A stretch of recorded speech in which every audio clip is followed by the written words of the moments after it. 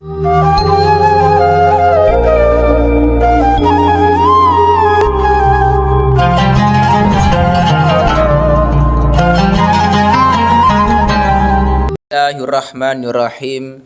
Alhamdulillah awake masih diberi nikmat, mugi-mugi saged ngaji istiqomah manfaat barokah fid dini wad dunya wal akhirah. Bismillahirrahmanirrahim. Qauluhu wal khul'u jaizun ala iwadin ma'lumin. Ki membahas masalah khulu'. Khulu' iki pengertiannya bagaimana? Furqatun bi iwadin maksudin. Jadi khulu' iku pisahnya suami dan istri dengan iwad yang telah dituju. Jadi nantinya khulu' iku terjadi dari pihak perempuan meminta supaya laki-laki iki menceraikan dia, menghulu' dia. Nah, engko dengan adanya imbalan. Jadi misalkan ada seorang istri yang sudah tidak kepengen berumah tangga dengan Zaid misalkan. Nah, terus istri iki mau akhirnya memberikan uang 1 juta, nantinya suami iki pisah dengan istri. Sudah tidak lagi suami istri lagi, sudah tidak lagi pasangan suami istri. Nah, itu dengan adanya iwad. Nah, wal khul'u utawi khulu' jaizun iku wenang. Oleh wenang ala iwadin ing ngatasé ganti maklumin ingkang den ngaweruhi.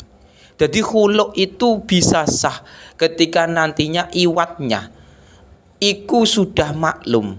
Jadi misalkan ada seorang istri kepengen khulu' karena dia sudah tidak betah berumah tangga dengan Zaid, akhirnya dia minta dengan Zaid khulu'. Nanti Zaid menceraikan istrinya iki dengan imbalan misalkan 1 juta. 1 juta dari istri diberikan kepada Zaid. Terus nanti di khulu' wis pisah, bukan suami istri lagi. Jadi khulu' itu terjadi dengan adanya iwad yang maklum. Berapa nanti imbalannya? 1 juta misalkan. Nah, itu khulu'. Beda dengan talak. Nek talak itu biasanya yang punya kuasa adalah suami. Tanpa adanya iwad, tanpa adanya uang 1 juta pun suami bisa mentalak. Tapi nek khulu' itu harus adanya imbalan, adanya misalkan 1 juta dari istri atau 2 juta atau 3 juta, tergantunglah istri ki mau. Wa tamliku lan miliki bihi sebab khulu' sapa almar'atu sapa wong wadon. Olehmu miliki mau nafsaha ing awak dhewene mar'ah. Jadi ketika nantinya seorang istri atau seorang perempuan sudah menghulu, maka dia sudah memiliki dirinya sendiri. Wala raj'ata lan ora ana raj'ah iku maujud. Lau kedue zauj alaiha ing ngatasé zaujah utawa mar'ah. Ketika nantinya sudah hulu, sudah melakukan akad hulu, seorang perempuan memberikan 1 juta kepada Z agar nantinya pasangan ini sudah pisah dengan adanya hulu 1 juta iki mau. Lah, ketika sudah hulu yang dengan adanya iwad maklum 1 juta ini, maka tidak bisa kembali lagi. Tidak bisa kembali lagi illa binikahin kejaba kelawan nikah. Sifatnya nikah jadidin engkang anyar. Kecuali memang kalau adanya akad nikah yang baru. Jadi hulu itu terjadi ketika nantinya sudah terjadi, itu sudah bukan pasangan suami istri lagi. Istri sudah memberikan 1 juta, pengen hulu, terus akhirnya suami pisah dengan istri. Nah, ketika sudah begitu maka suami istri ini tidak bisa kembali lagi kecuali dengan akad nikah yang baru. Beda dengan talak. Nek talak kan ada talak 1, 2, dan 3. Nek talak 1, 2 masih bisa kembali lagi rujuk selama masa iddahnya belum berakhir. Tapi nek talak 3 ya kudune nanti harus adanya akad nikah yang baru. Nah, ini bedanya. Bedanya nek talak masih ada talak 1, 2, 3. Nek hulu ketika sudah terjadi hulu ya wis pisah. Kepengen kembali lagi. Misalkan terjadi ngono, ya wis akad nikah lagi. Jadi dalam khulu' itu biasanya terjadi di masyarakat kita karena mungkin amit sewu mungkin suami nggak mau kerja Istri yang kerja cari duit, akhirnya istri kepengen khulu aja, pengen pisah saja dengan laki-laki model kayak gitu. Atau misalkan suami sering melakukan KDRT, amit sewu, kekerasan dalam rumah tangga, sing istri gak betah, setiap hari jadi sasaran tinju misalkan, karena gak betah akhirnya kepengen pisah dengan suami. Dan ini pisah dengan suami, ya aku mau solusinya adalah khulu. Seorang istri memberikan uang misalkan, biar supaya seorang laki-laki mau berpisah dengan dia. Balik kadang kan nggak mau, tapi kalau diberi imbalan, ternyata malah mau. Nah itulah khulu. Nah, atau misalkan terjadi lagi karena apa? Suami sudah tidak cinta lagi alias selingkuh. Terus si istri nggak betah, daripada hidup dengan laki-laki model kayak gini selingkuh, akhirnya khulu. Terus akhirnya seorang istri memberikan uang 2 juta misalkan kepada laki-laki tersebut, terus minta khulu, wes pisah. Nah kepengen kembali lagi, ya wes nanti harus adanya akdun nikah, harus adanya akad nikah lagi yang baru. Nah ini mulanya ketika nantinya di rumah tangga, kita berusaha jangan sampai adanya terjadi khulu. Jangan sampai terjadi khulu. Kalaupun memang terjadi khulu, itu memang kalau bisa memang terpepet atau terpaksa. Artinya tadi ketika memang kalau bisa jangan sampai terjadi khulu, dipertahankan rumah tangga. Nih kalau memang terpaksa atau kepepet, misalkan seorang istri sering di KDRT, kekerasan dalam rumah tangga oleh suami, ya wes seorang istri umumnya kan pasti gak betah, ya wes minta khulu gak apa-apa. Atau misalkan suami gak mau nafkahi, gak mau cari duit, sedangkan istri yang cari duit, ya wes minta khulu gak masalah, itu mau. Jadi aku mau khulu adalah solusi ketika nantinya seorang istri punya masalah dengan suami, gak mau menceraikan suami ki mau, tapi kalau seandainya dikasih imbalan uang misalkan, terus akhirnya mau mau berpisah dengan istri, ya wes khulu aja, mau solusinya seperti itu. Jadi di masyarakat kita memang terkadang ada yang masih melakukan KDRT ataupun misalkan gak mau menafkahi istri, sedangkan istri sudah gak betah gitu mau. Mulanya dalam rumah tangga itu gak cukup yang namanya rumah mewah, tapi gak cukup juga yang namanya mobil mewah. Tapi rumah tangga itu butuh yang namanya kedewasaan, bisa memahami dan musyawarah ketika ada suatu permasalahan, bukan dengan cara kekerasan. Nah, itu penting dalam rumah tangga seperti itu. Waya juzulan wenang opal khulu apa khulu, oleh wenang khulu mau fituhri ing dalem suci, wa fil haidilan ing dalem had. Wayal haku lan walayal hakulan ora ketemu al mukhtaliata ing wadon kang tambah khulu apa tolak apa tolak. Jadi nantinya dalam khulu sendiri ku terserah apa dilakukan dalam keadaan istri haid ya monggo, istri suci ya terserah. Nah ini bedanya dengan talak. Nek talak kan yang punya kuasa adalah seorang suami.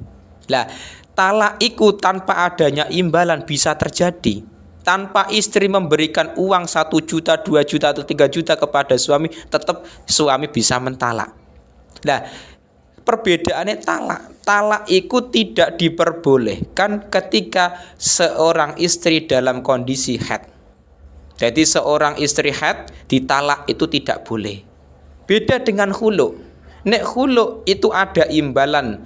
Misalkan seorang istri memberikan uang 1 juta kepada suami, terus akhirnya pisah.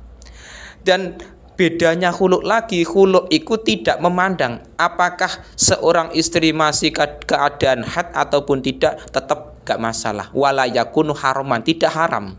Jadi khulu itu tidak memandang apa statusnya mau seorang istri haid ataupun suci, tetap gak masalah. Lah itu ada perbedaan antara khulu dengan talak. Lah nek talak memang biasanya yang pegang kuasa adalah suami. Lah sedangkan suamiku terkadang memang gak mau mentalak. Tetapi kalau di khulu malah mau, karena khulu itu ada imbalane. Nah, misalkan terjadi seperti itu. Seorang istri yang kaya kepengen pisah dengan suami karena sering di KDRT, memberikan uang 5 juta misalkan. Akhirnya seorang laki-laki pengen Daripada hidup dengan perempuan gini mending khulu aja dapat 5 juta. Mungkin ada yang berpemikiran seperti itu. Nah itulah khulu. Di masyarakat kita mungkin menjadi solusi ketika nantinya ada seseorang perempuan yang sering di KDRT atau mungkin punya masalah dengan suami, mungkin karena suami selingkuh dan lain-lain. Ya itu mungkin solusi. Nah, tapi pertahankan, usahakan dalam rumah tangga itu dipertahankan kalau bisa sampai surga. Mugi-mugi rumah tangga manfaat barokah sakinah mawaddah. Tapi kalau memang terpaksa ya monggo khulu silakan gimau. Bismillahirrahmanirrahim. Qauluhu faslun wat talaqu durbani. Jadi ini ada pembahasan masalah talak atau cerai.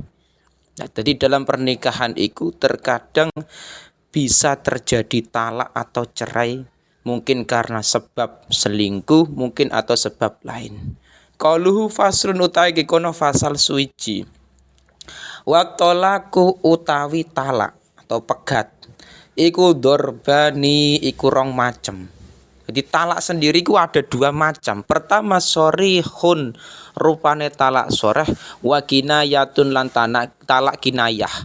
Jadi dalam talak sendiri atau cerai itu ada 2. Pertama talak soreh, kedua talak kinayah. Nah, talak soreh dan kinayah itu perbedaannya apa? Fasorihu mongko utawi talak soreh iku salah satu alfadin iku telu pira-pira lafat. Rupane lafat telu mau at-tolaqu rupane lafat tolak wal firaqu lan lafat firaq wasirahu lan lafat sirah. Jadi talak soreh itu ada 3 lafat. Lafat talak, tolak tuki, saya mentalak kamu, atau farok tuki, misalkan saya misah dari kamu. Wasiroh dan lafat siroh juga bisa. Jadi di Indonesia biasanya saya mentalak dirimu itu sudah masuk lafat talak soreh. Lah talak soreh iku perbedaannya dengan kinayah. Wala yaftakiru lan ora buta apa sarihut talaqi apa soreh tolak ora buta ilan niati maring niat. Jadi dalam talak soreh, talak yang benar-benar lafaz iku menunjukkan talak, iku tidak butuh yang namanya niat. Jadi misalkan ada seorang laki-laki mengucapkan talak kepada istrinya, saya mentalak dirimu. Iku tanpa adanya niat talak itu sudah jadi talaknya. Jadi makanya jangan bermain-main dengan lafaz talak.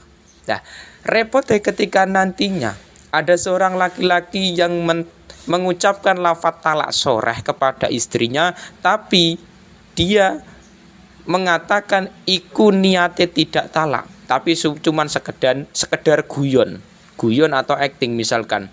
Jadi misalkan laki-laki mengucapkan kepada istrinya, saya mentalak dirimu. Iku jelas-jelas lafate benar-benar soreh kalau itu talak. Tapi ketika nantinya suami terus mengatakan niatku enggak talak kok, niatku cuman guyon, iku tetap jadi talak karena lafate sudah soreh. Jadi lafate soreh meskipun dia mengatakan niatnya tidak talak, iku tetap jadi talak. Lah ikulah talak soreh, jangan dibuat main-main. Lah bedanya kinayah bagaimana? Wal kinayatu tawi talak kinayah iku kullu lafdin iku saben-saben lafat ihtamala ingkang mengku apa lafat oleh mengku mau atolako ing talak wa ghairahu lan liyane talak. Lah beda dengan talak kinayah.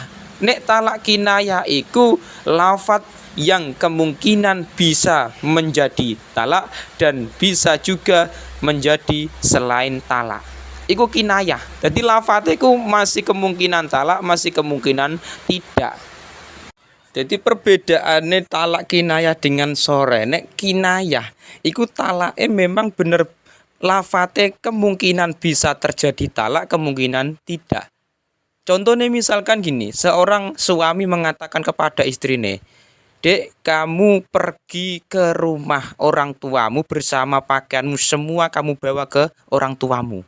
Nah, kata-kata itu kan suatu kata-kata yang bisa kemungkinan terjadi talak kinayah. Bisa kemungkinan tidak terjadi talak, cuman sekedar pergi. Ya, kata-kata itu jadi suami menyuruh istrinya mengemasi semua pakaian barang-barangnya terus pergi ke orang tuane dan tidak perlu kembali. Nah, itu kan ada kemungkinan iku lafat iku memang bisa terjadi talak, bisa kemungkinan tidak terjadi talak, cuman sekedar diusir. Nah, makanya talak kinayah iku talak sing remang-remang belum jelas lafate koyok ngoten iku butuh yang namanya niat. Kalau memang seorang suami kok niat benar-benar niatnya kepengen mentalak istri dengan menggunakan lafat kinayah tersebut terjadi talak. Tapi nek niatnya tidak terjadi tidak talak ya wes nggak terjadi talak.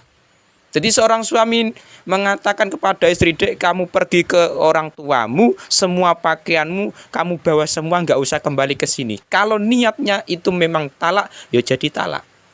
Tapi kalau niatnya tidak talak, ya nggak jadi talak. Ikulah kinayah. Lafate bisa kemungkinan talak, bisa kemungkinan tidak. Beda dengan talak soreh. Talak soreh itu benar-benar lafate talak. Saya mentalak dirimu, saya menceraikan dirimu. Iku jelas-jelas lafate bener-bener soreh. Lah, iku meskipun toh tanpa niat guyon misalkan, bercanda misalkan, tetap jadi talak. Nah, beda talak kinaya dengan talak soreh. Mulane wayaf takiru lan buto apa talak kinaya buto ilan niyati maring niat. Talak kinaya butuh niat. Nek niatnya memang terjadi talak, ya talak. Nek niatnya enggak talak, ya berarti tidak terjadi talak. Wanisa utawi pira-pira wong wedok fihi ing dalem talak iku dorbani iku rong macem. Lah perempuan dalam permasalahan talak itu ada dua model, dua macam. Dorbun utawi sak macem fitolaki hina iku tetep ing dalem talake nisa. Lah mulane sunnatun rupane talak sunnah wa bid'atun lan talak bid'ah. Lah pengertiannya bagaimana? Wahuna utawi bid'ah iku zawatul haidi iku pira-pira wong wadon kang duweni haid. Wahuna utawi dorpun iku zawatul haidi. Wahuna utawi dorpun iku zawatul haidi iku pira-pira wadon kang duweni haid. Jadi nantinya ada kalane perempuan iku ketika tertalak iku masuk pada sunnah, ada kalane masuk pada bid'ah. Jadi nek sing sunnah iku diperbolehkan, tapi nek sing bid'ah iku tidak diperbolehkan. Lah pengertiannya bagaimana? Fa sunnatu mongko utawi talak sunnah iku ayyukia iku yen to nibaake sapa zauj nibakno atolak ing tolak. Oleh nibakno mau fituhrin ing dalem suci ghaira mujami'a engkang ora den jima. Ghaira mujami'in engkang ora jima. Jadi nantinya anak kalane perempuan iku ditalak dalam keadaan suci, tidak dijima fihi eng dalam tuher. Misalkan ada perempuan posisine ditalak iku dalam keadaan suci, tidak dalam keadaan haid dan tidak dalam keadaan dijima. Iku boleh. Nah, tetapi nantinya permasalahannya ketika ada perempuan ditalak, posisinya tidak dalam keadaan suci dari haid, tidak suci dari nifas misalkan. Wal bid'atu utawi talak bid'ah iku ayyuki'a iku yen to nibakake sapa zauj atolako ing talak. Nibakno fil haidi ing dalam haid. Sing kedua, ketika ada seorang laki-laki mentalak istrinya dalam keadaan haid, iku tidak diperbolehkan. Iku maksudnya apa? Talak haram. Lah iku dalam syariat wa aradal musannif bisunnati atolak wal jaiz wal bid'ah atolakul haram. Jadi maksudnya talak sunnah sing atas mau iku talak yang diperbolehkan. Adapun talak sing bid'ah iku talak yang tidak diperbolehkan.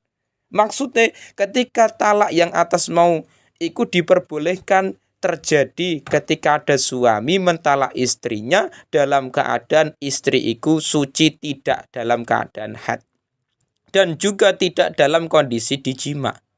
Beda dengan yang kedua, ketika seorang suami mentalak istri dalam keadaan haid iku tidak diperbolehkan.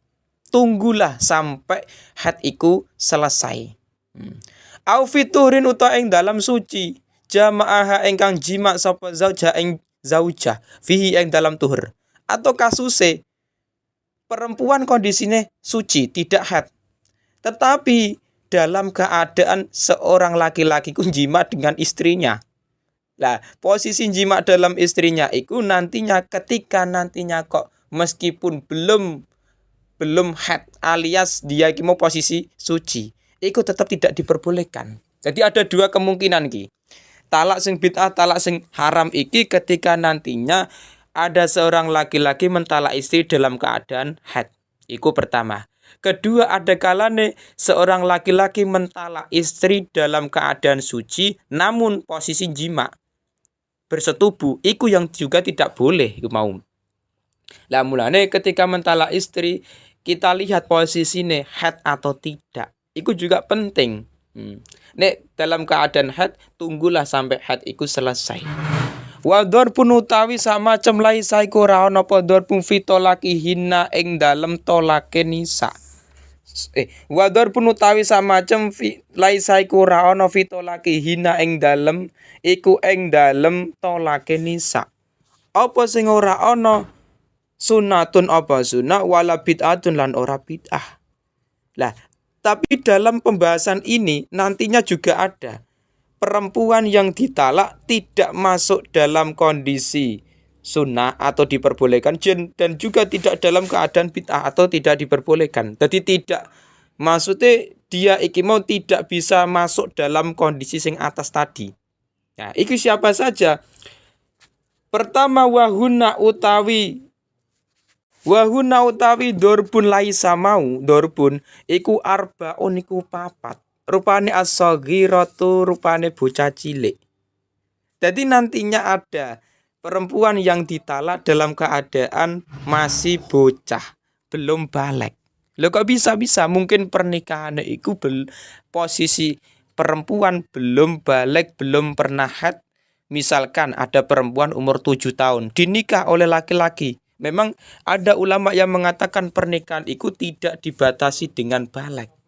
Jadi misalkan kok belum balik umur 7 tahun, 8 tahun nikah, itu tetap boleh. Aslinya seperti itu. Sebagian ulama ada yang mengatakan demikian. Tapi juga nantinya ada sebagian ulama yang mengatakan dibatasi dengan balik. Lah misalkan ada di masyarakat laki-laki menikahi perempuan yang belum balik. Misalkan umur 7 tahun lah katakanlah. Nah, ketika nikah seperti itu ternyata baru 1 bulan, terus ditalak. Nah, itu tidak masuk talak yang sunnah tadi, dan juga tidak masuk talak yang bid'ah tadi. Nah, jadi maksudnya terkadang memang terjadi ada talak yang memang terjadinya itu perempuan belum balik. Wong jenenge pernikahan kan terkadang tidak dibatasi dengan umur di masyarakat kan. Tidak membatasi dengan balik, ada yang seperti itu. Tapi dari pemerintah sendiri memang talak itu dibatasi dengan tapi dari pemerintah sendiri nikah itu dibatasi dengan umur. Lah, sing kedua wal ayisatu lan wadon kang monopaus. Wadon perempuan yang memang allati inqata haiduha. Haidnya itu sudah terputus. Artinya ketika ada perempuan yang sudah tidak pernah keluar darah haid lagi atau menopause. Ya, itu terkadang ada yang umur 50 sudah tidak keluar haid, ada yang umur 60, ada yang 70, beda-beda. Misalkan ada perempuan umur 60 lah, sudah tidak keluar darah haid. Sudah tidak pernah keluar darah haid. Terus ditalak oleh suami. Itu juga tidak masuk talak bid'ah dan juga tidak masuk talak sunnah. Sing ketiga adalah wal hamilu, wong wadon sing matang. Iki juga sama. Tidak masuk bagian talak sunnah dan juga tidak masuk talak bid'ah. Jadi mulane ketika nantinya ada perempuan posisinya hamil atau dia iki mengandung anak. Iku repot ketika ditalak oleh suami, mesake. Karena apa? Seorang perempuan yang kondisinya hamil itu terkadang memang kita perlu kasih sayang dengan mereka. Kadang memang beliau itu terkadang memang nantinya ketika anak lahir butuh biaya sangat banyak dan kita sebagai laki-laki memang perlu merawat anaknya nanti bagaimana dan lain-lain. Makanya pikirkan dulu ketika mentalak istri. Posisinya dalam keadaan hamil, iku nanti anak sing lahir gimana. Wal mukhtali'atu lan wadon kang amrih khulu allati rupane mukhtali'a lam yadkhul engkang durung jima sapa zauj biha kelawan allati. Sing keempat adalah ada perempuan yang ketalak khulu. Ada yang perempuan yang minta khulu tapi belum dijima. Jadi kemarin kan kita sudah bahas masalah khulu. Khulu adalah permintaan seorang istri kepada suami kepengen pisah dan istri memberikan imbalan misalkan 1 juta. Nah, ketika terjadi khulu tersebut, suami belum pernah menjima istri, maka ini tidak masuk talak soreh, tidak masuk talak sing sunnah dan juga tidak masuk talak sing bid'ah. Jadi keempat-empatnya iki repot nantinya. Ketika ada anak kecil yang belum balik ditalak, bagaimana kondisinya? Ketika ada perempuan yang sudah tidak keluar haid, iku ketika sudah tua demikian ditalak, iku bagaimana kondisinya? Atau yang hamil atau yang mukhtaliyah allati lam tadkhul biha. Makanya pikirkan dulu ketika nantinya sebelum nikah, jangan sampai nanti ketika nikah terjadi talak. Usahakan pertahankan rumah tangga, mugi-mugi sakinah mawaddah warahmah.